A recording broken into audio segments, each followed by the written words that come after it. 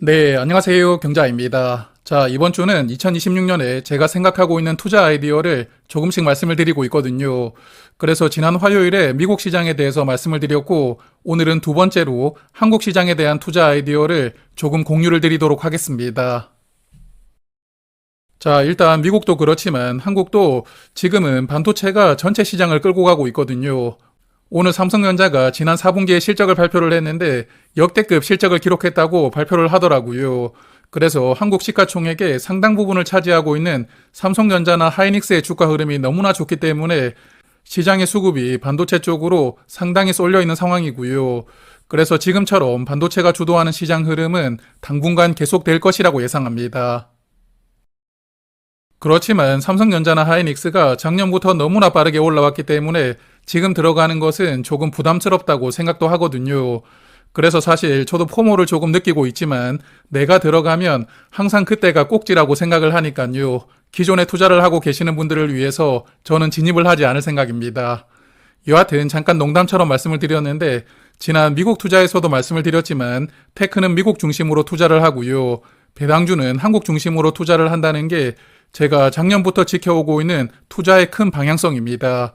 그래서 올해도 시장이 크게 출렁거리는 변동성이 나오기 전까지는 올해도 한국 시장은 배당주 중심으로 계속 투자를 이어나갈 생각입니다. 그리고 최근까지 삼성전자나 하이닉스 같은 종목들이 워낙 대단하다 보니까 사실 한국 배당주들은 조금 답답한 흐름이긴 하거든요.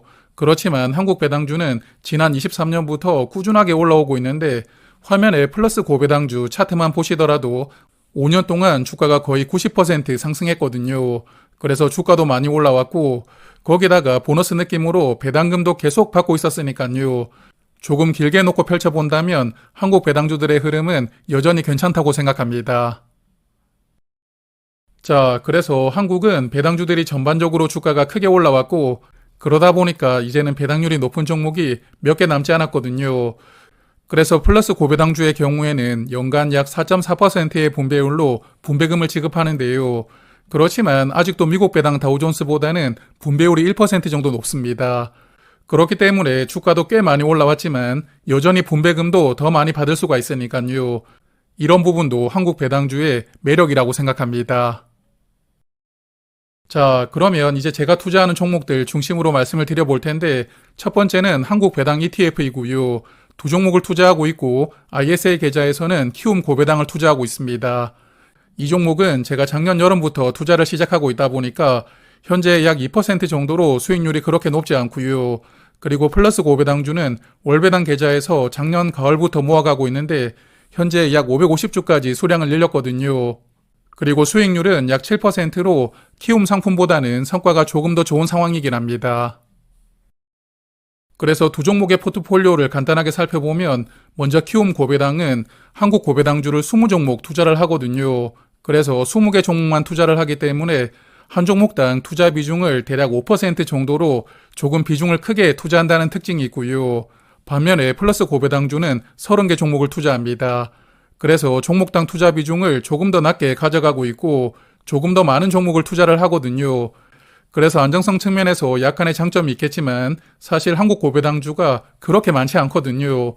그래서 화면 보시는 포트폴리오 안에서도 현대 엘리베이터라든지 기아 같은 종목들은 둘 다 상위 비중으로 투자가 되고 있으니까요. 두 종목이 성과 측면에서 아주 큰 차이를 보여주지는 않을 것이라고 생각합니다. 그래서 국내 고배당주에 투자하는 ETF는 이렇게 두 종목을 투자하고 있고요. 키움 고배당은 목표 수량을 채웠기 때문에 주가가 마이너스로 내려가지 않는 이상은 추가 매수를 하지는 않을 생각이고요. 그리고 플러스 고배당주는 아직 목표하는 수량을 다 채우지 못했기 때문에 올해 주가 흐름을 보면서 조금씩 수량을 늘려갈 계획입니다. 자, 그리고 한국 배당주 중에서는 직접 투자하는 종목도 몇 종목 가지고 있거든요. 저는 배당주로 스윙 투자를 하는데 사실 배당주가 주가 변동폭이 크지 않기 때문에 스윙 투자를 하는 분들이 그렇게 많지 않을 것이거든요. 그렇지만 저의 경우는 단타를 하게 되면 거의 다 물리더라고요.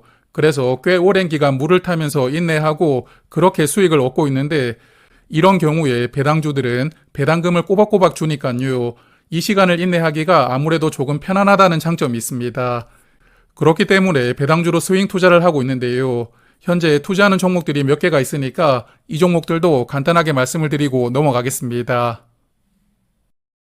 자, 그래서 저는 현재 직접 투자하는 종목이 대략 8종목이 되지만 그 중에서 배당주는 5개 종목을 투자하고 있거든요. 투자일기에서도 매주 말씀을 드리고 있는 종목들인데 현대차 우선주라든지 KT 그리고 한국타이어 같은 배당주를 현재 투자를 하고 있습니다.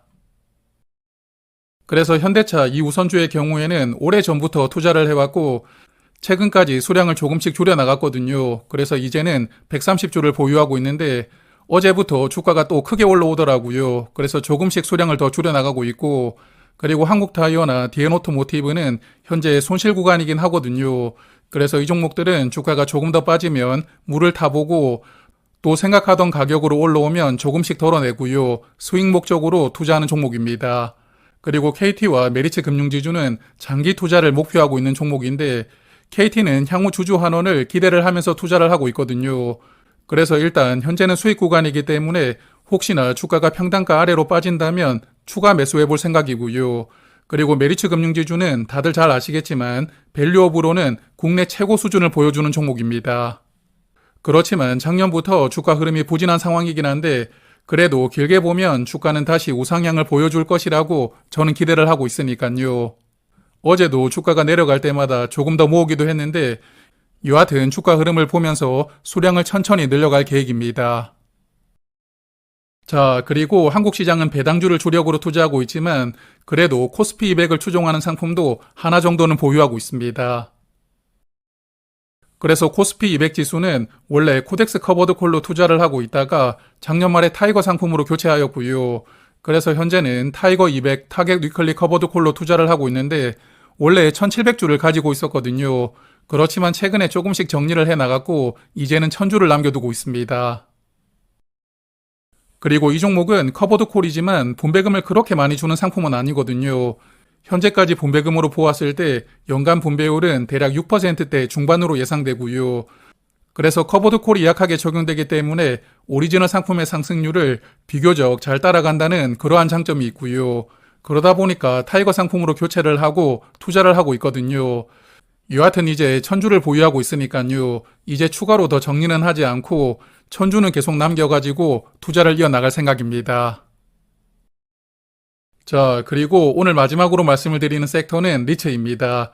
개인적으로 고통을 받고 있는 종목들이 있다 보니까 유쾌하게 말씀을 드리기가 조금 어렵지만 그래도 일단 리츠에도 어느 정도 비중으로 투자를 하고 있으니까요. 마지막으로는 리츠를 조금 말씀드리고 오늘 내용을 마무리하겠습니다. 자, 그래서 먼저 ETF 상품은 타이거 리츠 부동산 인프라를 투자하고 있거든요. 작년 가을부터 담기 시작했는데 매달 수량을 조금씩 늘려가고 있고 그래서 현재는 약 2700주를 투자하고 있고요. 3% 정도 수익이 나오고 있습니다. 타이거 리츠 부동산은 국내 리츠 대표 상품이거든요. 자산 규모가 1조 원이 넘는 대표적인 리츠 상품인데 그러다 보니까 한국 리츠를 ETF로 투자를 하신다면 아마 담고 계시는 분들이 많을 것이라고 예상합니다. 그리고 포트폴리오를 보면 맥쿼리 인프라가 비중 약 16%로 가장 많이 담겨 있고요. SK리츠도 13.6%로 두 종목은 10% 이상 담고 있습니다. 그리고 바레인프라와 캔달스케어 리츠 같은 국내에 상장된 리츠 중에서 17개 종목을 담고 있는 상품입니다. 그리고 직접 투자를 하고 있는 리츠도 있습니다. JR리츠와 맥쿼리 인프라를 직접 투자를 하고 있는데 투자한 지 꽤 오래되었거든요. 다만 투자 시기가 좋지 못했는데 코로나 시절에 투자를 시작했다 보니까 JR리츠는 좀 말씀드리기가 부끄럽지만 주가가 크게 내려와 있는 상황이고요. 맥쿼리 인프라도 최근에 배당락이 나왔다 보니까 현재는 5% 정도 하락하고 있습니다. 그래서 사실 국내 리츠들은 코로나 시기에 금리가 크게 올라갈 때 주가가 크게 하락한 종목이 많았거든요. 금리가 인상되면서 배당금이 줄어들었기 때문에 주가가 내려간 종목이 많았고요. 그래서 최근에 금리가 다시 내려오는 흐름이긴 하지만 그래도 리츠들의 주가는 그동안에 내렸던 것을 전부 만회하지는 못하고 있습니다. 그러다 보니까 타이거 리츠 ETF는 분배율이 약 8% 정도 되고 JR리츠도 배당률이 8% 정도 될 만큼 분배금 측면에서는 분명히 장점이 있거든요. 그렇지만 맥쿼리 인프라나 JR리츠를 투자하면서 좋았던 기억이 별로 없었습니다. 그래서 언제가 될지는 모르겠지만 여하튼 평단가 위로 주가가 올라온다면 직접 투자하고 있는 이 두 종목은 비중을 조금씩 줄여나갈 생각이고요. 그렇지만 한국 리츠는 그래도 계속 투자를 이어나갈 생각이니까요. 타이거 리츠는 올해 주가 흐름을 보면서 조금씩은 더 모아갈 생각입니다.